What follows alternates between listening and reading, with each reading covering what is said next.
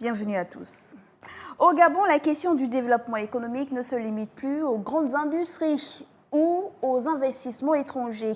Depuis quelque temps déjà, les autorités gabonaises ont engagé une série de réformes structurelles qui placent au cœur de leurs priorités la valorisation des activités génératrices de revenus locaux.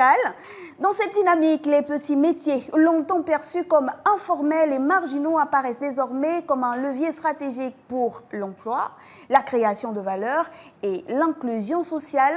La réflexion sur leur nationalisation s'inscrit donc dans la volonté de mieux organiser, encadrer et protéger ces métiers tout en leur offrant un statut juridique et économique qui contribue à la croissance nationale. Mais une question demeure.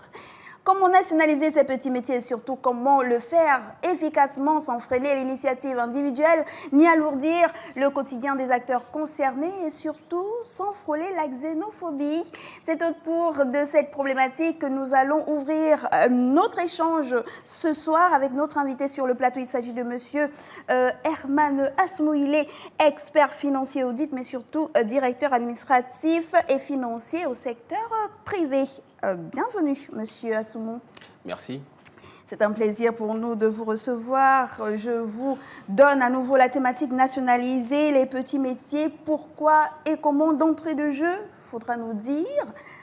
Quand on parle de nationaliser les petits métiers, concrètement, de quoi s'agit-il? Est-ce qu'on est dans la formalisation ou alors de prendre tout ce que font nos frères venus d'ailleurs et de remettre aux Gabonais eux-mêmes? Nationaliser, c'est quoi concrètement? Bien, merci dans un premier temps de m'avoir invité sur votre plateau pour discuter de cette thématique qui, comme on le sait, fait couler beaucoup d'encre et suscite beaucoup d'émotions. Alors, donc, nationaliser dans un premier temps, c'est donner l'exclusivité aux nationaux, donc aux Gabonais, l'exercice de certains métiers. Alors ici, on a parlé de petits métiers. Il faut bien définir c'est quoi un petit métier. Ces petits métiers sont ceux qui ne nécessitent pas de gros investissements en capital et qui n'exigent pas une formation professionnelle aiguë. Alors, lors du dernier Conseil des ministres, cette mesure a été prise donc de réserver certains petits métiers qui ont bien été définis, de les réserver aux nationaux, donc aux Gabonais. Donc, quand on parle de petits métiers, on parle du secteur de commerce, de commerce de rue, l'artisanat, les coiffures, la restauration. C'est un peu tout ça que l'on entend que l'on regroupe dans petits métiers. Oui, c'est un peu tout ça. C'est un peu tout ça. Très bien. Donc, c'est l'ensemble, donc, je disais, de ces métiers-là qui sont facilement, que l'on retrouve. Hein, c'est des métiers de proximité, les salons de coiffure et tous ces autres petits métiers connexes que l'on retrouve au quotidien, l'exercice par exemple des métiers des boutiquiers, à titre d'exemple, sont fait partie justement de ce qui a été, de ce que l'on considère comme étant des petits métiers. Et donc on décide de nationaliser. Je ne vous apprends rien, monsieur Patrice Herman Assoumou, vous suivez l'actualité comme nous, vous avez vu sur les réseaux sociaux le tollé, mais au-delà de tout ce qui s'est fait de façon individuelle, on a vu la prise de parole des autorités, le dernier Conseil des ministres, on parle de nationaliser ces petits métiers-là et on se dit, est-ce que c'est nouveau au Gabon ou dans d'autres pays africains, on a des exemples de ce type de réforme et qui auraient peut-être marché? Ben oui, les exemples sont multiples. Hein. Vous avez les derniers exemples en date, c'est sur la Tanzanie, je pense qu'il y a de cela un mois ou deux, voilà, donc, en Tanzanie, où une pareille mesure a également été prise. Pour ne pas citer que la Tanzanie, vous avez l'Angola, où je sais que l'exercice du métier de taximan est réservé aux nationaux. Vous avez le même exercice, la même méthode, la même loi qui est également applicable à côté chez nos voisins en Guinée équatoriale. Vous l'avez un tout petit peu partout. Vous l'avez également en Thaïlande, où il y a des métiers, ceux de barbier, c'est des métiers... C'est vraiment hors du continent vraiment hors du continent. Maintenant. Donc, où des secteurs d'activité, des métiers sont réservés uniquement aux nationaux. Il ne faut pas perdre de vue que ce sont des décisions qui sont prises avec un objectif purement économique. D'accord. Et alors, allons-y plus loin. Aujourd'hui, tout le monde sait ce qui se passe au niveau des États-Unis. Donc, les différentes mesures douanières que prend le président des États-Unis, donc Trump, sont des mesures en fait qui ont pour objectif de protéger l'économie locale. Mais vous avez cité l'Angola, la Tanzanie, mais le Gabon, ce n'est pas ces pays-là. Nous sommes au Gabon et on se pose la question de savoir qu'est-ce qui pourrait justifier une telle réforme dans le contexte actuel. Vous parlez de l'impact économique, oui, mais pourquoi maintenant? Pourquoi c'est si important maintenant de prendre une telle décision? Bonne question. Je vais bien faire un tout petit peu de genèse. Vous vous rappelez que le président de la République a été élu. Il a été élu sur la base de son projet de société qu'il a présenté aux Gabonais. Et dans son projet de société, le deuxième pilier, il y avait la valorisation de l'entrepreneuriat gabonais et l'encours des mesures incitatives pour l'employabilité des jeunes. Lorsqu'on dresse un tout petit peu le paysage aujourd'hui économique, tout le monde se plaint du taux de chômage de la jeunesse. Un taux de chômage, on va dire, qui est aussi entre 35 et 40%. Mathématiquement, qu'est-ce que ça veut dire? Ça voudrait dire que sur une population de 2 400 000 habitants à peu près, avec un taux de jeunesse qui représente 57% de la population, on se retrouve approximativement à 1,2 million ou 1,3 million de jeunes Gabonais. Et l'on nous dit que parmi ces jeunes Gabonais, 35% sont au chômage. Alors, 35% de 1,3 million, ça nous ramène à près de 400 000 à peu près. 400 000 Gabonais qui sont au chômage. Ça fait beaucoup. Ça fait énorme. Donc 400 000 Gabonais sont au chômage. Et c'est par rapport à ça, pour lutter justement contre le chômage, que le gouvernement a pris cette mesure-là pour encourager les jeunes à l'entrepreneuriat et pour lutter contre le chômage. Donc, on lutte contre le chômage parce que c'est un point essentiel, effectivement, du projet de société du président actuel, Brice Clotaire Oligui Nguema. Mais la réalité, c'est que se lancer dans les petits métiers ne met pas à l'abri de certains défis à relever.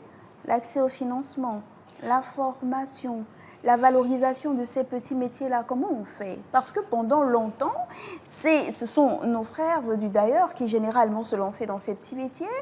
On avait l'impression, sans marginaliser qui que ce soit ou discriminer, on avait l'impression que ces petits métiers-là ne valorisaient pas suffisamment le Gabonais lui-même. Et aujourd'hui, on dit aux Gabonais, il faut vous lancer là-bas, il faut nationaliser ces secteurs-là. Mais il y a des challenges dans ces secteurs. L'accès au financement, la formation, la valorisation de ces petits métiers, comment on fait pour faire face à ce type d'obstacles? Parce que oui, effectivement, ça peut devenir des obstacles si ce n'est pas bien pris en charge. J'aime bien entendre parler de ces différentes problématiques et que l'on mette en numéro 1 l'accès au financement.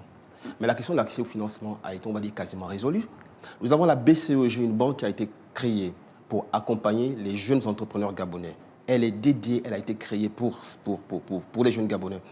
Alors aujourd'hui, combien de Gabonais se sont présentés au niveau de la BCEG? Je rappelle qu'il y a quand même un fonds de 20 milliards qui a été injecté par l'État.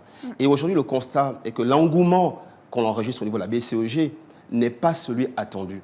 Donc, est-ce que c'est un problème de financement? Je vais dire non. Je vais dire que c'est un problème de mentalité. Peut-être que les taux sont assez élevés, peut-être que les promesses faites par la BCEG ne sont pas respectées, monsieur Assomou. Ah non, ce sont des bons taux, ce sont les taux préférentiels, c'est à 5% de ce que j'ai comme information. Et en général, 5%, ce sont les taux qu'on accorde uniquement pour les crédits immobiliers. Alors, ce sont les taux préférentiels. Et moi, je pense qu'aujourd'hui, c'est un problème de mentalité. Alors, je pense que la première des responsabilités, le premier des obstacles, en fait, c'est nous-mêmes. Que les Gabonais se lèvent, qui se disent, oui, je n'ai pas de travail, mais je peux créer moi-même une activité. C'est ce que nous faisons tous. Non seulement ceux qui sont au chômage, mais ceux également même qui sont en activité. Ceux qui exercent une activité professionnelle, vous, par exemple, ou encore moi, ou toutes les autres personnes. Donc c'est là l'opportunité pour nous, en fait, de créer justement ces activités-là. On va dire qu'au départ, on va se dire, oui, le marché est saturé. Parce que l'exercice de ces métiers, qu'on va dire aujourd'hui, est miné par nos frères. Mais qu'est-ce que le président a fait? Qu'est-ce que le gouvernement a fait? Qu'est-ce que le Gabon a fait? Le Gabon, en fait, a créé des opportunités. Ça veut dire quoi? En interdisant l'exercice de cette fonction-là à certaines personnes, ça ouvre une terre d'opportunités. Donc, à nous maintenant de saisir ces opportunités-là pour justement concrétiser notre rêve, pour concrétiser notre accompagnement, pour concrétiser notre soutien à celui de construire un Gabonais économiquement souverain. Et donc un Gabonais qui saisira les différentes opportunités et donc des jeunes, les femmes vont se lancer dans les secteurs, dans les commerces de proximité, dans ces secteurs-là qui étaient réservés à certains frères venus des autres pays africains. Dès qu'on décide de saisir les opportunités, il y aura affluence. comment on fait pour lutter contre le secteur informel dans ce cas? Parce qu'il va falloir valoriser les métiers et emmener les jeunes ou toutes ces personnes désireuses de finalement se lancer dans ces secteurs d'activité, de se formaliser. Comment on fait? Alors, les statistiques aujourd'hui démontrent que aujourd'hui, ces secteurs d'activité qui sont informels, ces activités qui sont informelles aujourd'hui, représentent près de 35% du PIB. Et ce qui constitue un manque à gagner de près de 400 milliards pour l'État. Alors, le fait de réserver ces activités-là à des nationaux feront que de par nature, les choses allant d'elles-mêmes, feront en sorte que nous puissions nous-mêmes régulariser les situations. Pourquoi?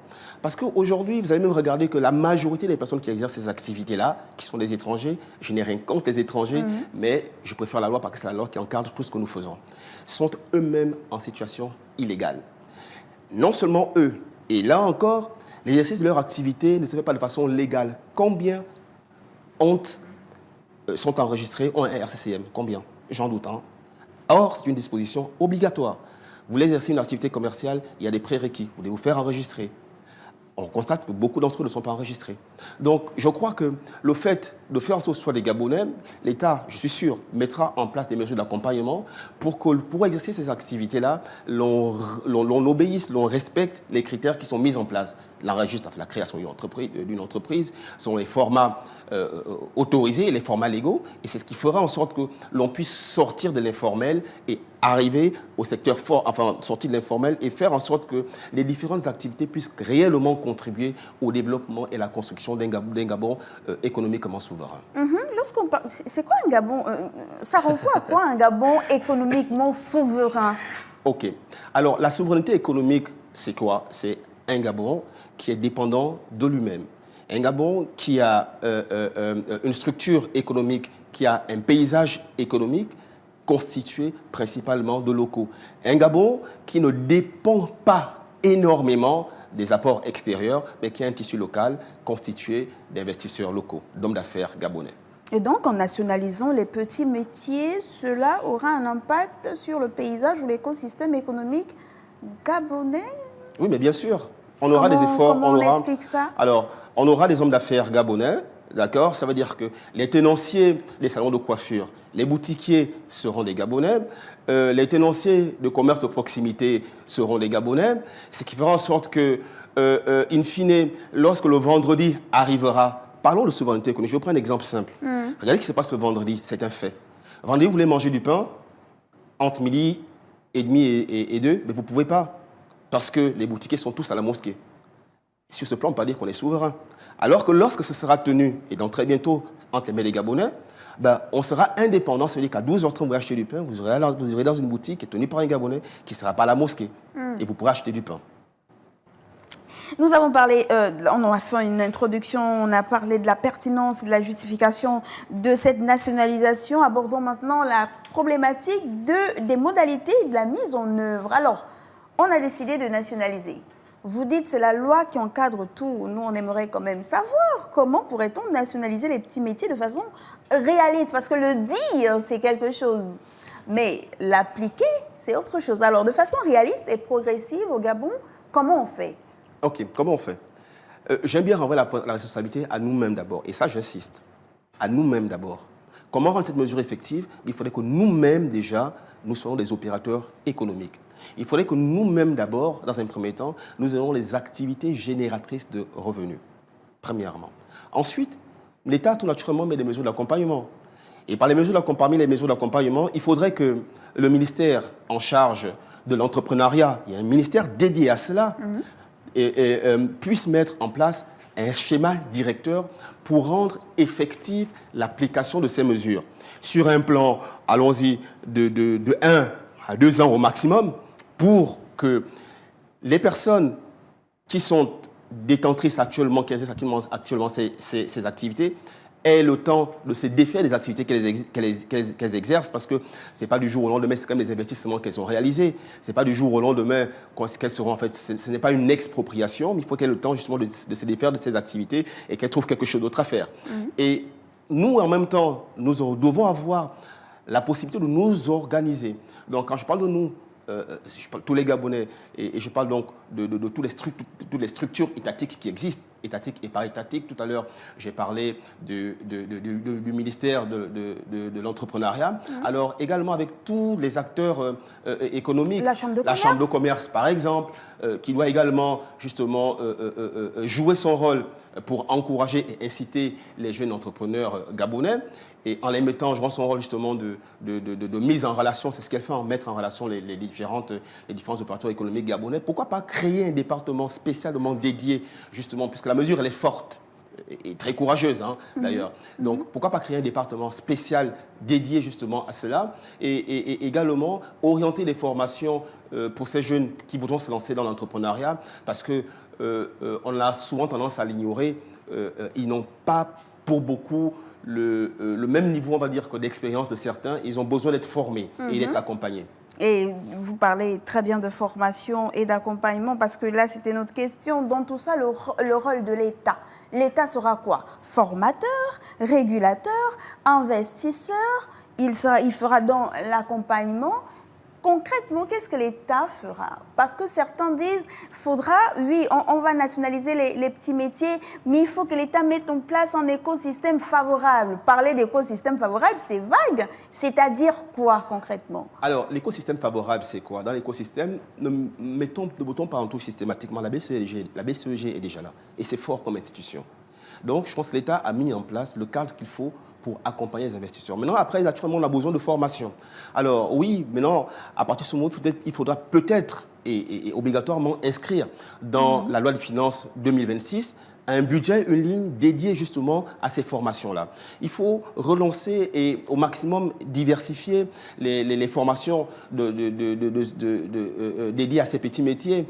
De mémoire, je crois qu'il y a le syndicat des transports terrestres qui avait un moment ouvert une structure pour former dans les petits métiers qui sont les métiers du tertiaire. Donc, il faudrait que l'État aille dans ce sens-là, ouvrir des organismes de formation pour une période d'accompagnement de 2 ans ou de 3 ans hein, pour former les jeunes. Ce n'est pas des formations longues, hein, c'est des formations qui prennent souvent 2 mois ou 3 mois. Vous voyez, c'est également utiliser et capitaliser sur ce qui existe. Je me rappelle qu'à l'époque, ça existe toujours certainement, il y avait ce qu'on appelle le CLAC, des centres de lecture et d'animation culturelle. Voilà, donc les réorienter, donc réutiliser en fait ces structures existantes-là, mais les réorienter vers les nécessités du moment. D'accord? Donc il y a également, je crois, il y a le centre de formation Basile Ondimba qu'il faut diversifier davantage. Il faut peut-être agrandir ses capacités d'accueil, ses capacités de formation pour que le maximum de Gabonais soient formés. Donc voilà, de façon un peu ramassée, hein, l'ensemble des mesures, des actions que l'on attendrait de l'État. Mais je précise que l'acteur numéro 1, c'est nous-mêmes. Donc, les défis, il y a les obstacles aussi. Oui, beaucoup d'obstacles. Parmi ces obstacles, on va un peu aller puiser dans ce qui s'est fait ces derniers temps sur les réseaux sociaux. Beaucoup, très vite, ont tourné le débat en parlant de xénophobie. Alors, comment on fait pour ne pas flancher vers ce pan-là? Se dire, on veut nationaliser pour asseoir la souveraineté économique du Gabon, pas pour exclure des frères venus d'ailleurs. Comment on fait pour ne pas franchir la ligne? Alors, je pense que pour ne pas franchir la ligne, on n'a exproprié personne. Je crois qu'un délai sera donné pour que les personnes qui exercent ces métiers-là sachent qu'on est obligé et contraint de se soumettre à la loi. Je vous prends un exemple, Madame Ocom. Il a été interdit les ventes ambulantes de boissons chaudes qu'on achète souvent là. Oui. Parlons du thé, du café, du thé au gingembre, citron, que tout le monde aime. Fait nature. Voilà, que nous avons consommé nous tous. Oui. Mais la décision a été prise, il fallait se soumettre à cette décision-là. Certains ont respecté, mais d'autres n'ont pas respecté. Alors hier, j'ai remarqué que dans un certain coin, il y a un monsieur qui sortait toujours, qui vendait toujours en fait son thé gingembre citron. Je l'ai remarqué, on va dire quoi, la semaine dernière, je suis passé 1 fois, 2 fois. Ben hier soir, je passe devant le monsieur, je m'arrête. Monsieur, vous savez que c'est interdit ce que vous faites? Oui, c'est interdit. Et donc, arrêtez de le faire. Donc, ce n'est pas en fait de la xénophobie. Xéno, décomposons le mot xéno. Xéno, c'est étranger, phobie, c'est la peur. Donc, en quoi est-ce que créer une loi pour favoriser l'employabilité des jeunes gabonais pour lutter contre le chômage serait considéré comme la xénophobie. Je vais dire non. Alors, il est normal qu'on puisse avoir des différentes réactions. Maintenant, certaines personnes ont beaucoup plus versé dans l'émotionnel, mais ici, il est question de construire un Gabonais fort, un Gabonais constitué d'hommes d'affaires gabonais, de jeunes Gabonais qui entreprennent pour que nous puissions avoir notre souveraineté économique. Mais certains parlent de xénophobie, pendant ce temps d'autres parlent de politisation ou de récupération de ce processus au détriment des véritables bénéficiaires. Qu'en pensez-vous? Alors, il y a eu la récupération politique. Oui, on ne peut pas empêcher à différentes personnes d'exprimer leur point de vue, mais ce que je voudrais, c'est que nous puissions rester concentrés sur l'objectif de cette mesure. L'objectif de cette mesure est de réduire le taux de chômage qui va aussi entre 35 et 40% avec les conséquences négatives qu'on a dans la société. L'insécurité, par exemple. Donc, restons concentrés et focus sur l'objectif. N'oublions pas que ces opérateurs-là, qui sont dans le secteur informel, la majorité sont dans le secteur informel. Alors, un dernier recensement les avait dénombrés, on a recensé 200 000. 200 000 opérateurs dans ce secteur informel. Et parmi les 200 000, il y a seulement 20% d'opérateurs gabonais. 80% sont des opérateurs étrangers. Alors, imaginez un tout petit peu. Lorsqu'on leur interdirait, cette mesure a été prise, ça veut dire quoi? C'est que 80% de ces 200 000, ça représente 160 000 potentiels emplois pour les jeunes Gabonais.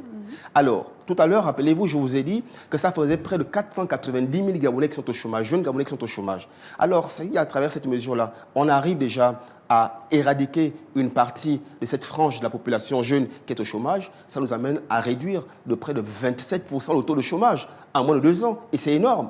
Donc, je voudrais que l'on puisse vraiment, et ça, j'interpelle un peu tout le monde, que l'on puisse rester concentré sur l'objectif de cette mesure, qui est un objectif d'abord économique, d'une part. Et d'autre part, tout ce qu'on a comme évasion fiscale. Évasion également financière. Qui dit détenu entre les mains des étrangers veut dire fuite des capitaux. Madame Ocom, c'est quoi la réalité? La réalité, c'est qu'à la fin du mois, lorsque vous gagnez 100 000 francs CFA, dans vos 100 000, alors, faisons un peu le décompte. 100 000, vous enlevez 30 000 pour le loyer. OK. Vous enlevez après combien, je ne sais pas, pour le transport 10 15 000, transport. Et après, eau, électricité, on va dire 10 000. Éducation, 5 000. Ça nous fait au total, allez, 0, ça fait 60 000. Les 40 000, vous les prenez pour les utiliser pourquoi? L'alimentation, les vêtements et les divers. Ça veut dire quoi? Ça veut dire que dans votre salaire de 100 000 francs par mois, 40 000 vont entre les poches des étrangers. Et qu'est-ce qu'ils font? Tout naturellement, ils envoient cet argent à leur pays. Ce qui est normal, c'est d'ailleurs louable, d'accord? C'est normal. Et c'est la raison pour laquelle vous allez remarquer quoi? Les 40 000 sont sortis. Vous prenez vos 40 000. Et tous les Gabonais, ça fait combien finalement? Ça fait énorme. Tout ce qu'on a comme hémorragie financière. Alors, vous allez remarquer d'ailleurs qu'à la fin du mois, allez-y dans les banques, entre le 25 et le 5, les banques sont remplies. Les marchés sont remplis. Mais à partir du 5, l'activité économique tarit. Pourquoi? L'argent est sorti. Alors, qu'est-ce qui va se passer? Lorsque les Gabonais vont s'approprier de ces métiers-là, on n'aura plus cette hémorragie financière. Les capitaux financiers et monétaires du Gabon, une bonne partie sera captée et restera au Gabon. Est-ce que c'est dans ce sens-là aussi que l'on va véritablement ressentir la nationalisation de ces petits métiers-là? On va véritablement la ressentir dans la stratégie de diversification de l'économie gabonaise. Oui, bien sûr. Bien sûr. Comme on l'a dit tout à l'heure, en fait, l'économie gabonaise est longtemps, enfin, je ne vais pas rappeler ce qui est dit tout le temps, dépendante, on va dire, du pétrole. Donc, la diversification fera en sorte que, on ait de la création de richesses qui viendra de différents secteurs d'activité. D'accord? On sera tous des coiffeurs. On aura les salons de coiffure. D'ailleurs, ça ouvre les perspectives à chacun d'entre nous. Des vraies perspectives. D'ailleurs, je pense que nous devons commencer à réfléchir. Puisqu'il y a des opportunités qui seront créées, moi je voudrais bien avoir une chaîne... Double activité pour chaque Gabonais? Oui, double activité. Comme le font d'ailleurs les étrangers, c'est ce qu'ils font en général, double activité. Et c'est ce qui amène la création de richesses, c'est ce qui amène en fait le développement inclusif. Tous les secteurs d'activité seront concernés et tout le monde va arrêter de pointer les conseils des ministres pour attendre les nominations. Et donc, on va nationaliser les petits métiers, ça c'est très bien. Pourquoi? Parce qu'il y a les objectifs à atteindre, les enjeux sont énormes. Le Gabon vise une certaine souveraineté économique, mais concrètement sur le terrain, comment on fait Pour évaluer les résultats, quels seraient les indicateurs concrets qui permettraient de mesurer le succès de la nationalisation des petits métiers? Les indicateurs sont les mêmes que ceux qu'on a utilisés pour faire les constats, à savoir, on a le taux de chômage qui sera considérablement réduit, ça j'y crois, d'une part, et on aura également le secteur informel, la part du secteur informel dans le PIB du Gabon qui va baisser, d'une part. On aura les taxes, les recettes fiscales, pardon, qui vont augmenter. Les recettes fiscales vont augmenter et on aura donc tout naturellement plus de jeunes actifs, plus de jeunes exerçant des activités génératrices de revenus. Merci beaucoup, Monsieur Patrice Herman Assoumou. Vous êtes expert financier, audit, mais surtout directeur administratif et financier au secteur privé. Merci d'être passé sur notre plateau.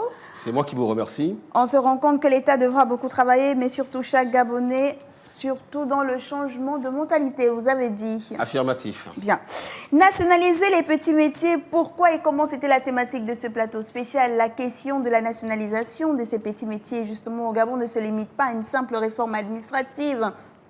Elle s'inscrit dans une volonté plus large des autorités de redonner toute sa valeur au travail, de formaliser les secteurs informels et de créer des opportunités économiques et inclusives, comme nous l'a expliqué notre invité. Mais nationaliser ne veut pas dire étatiser.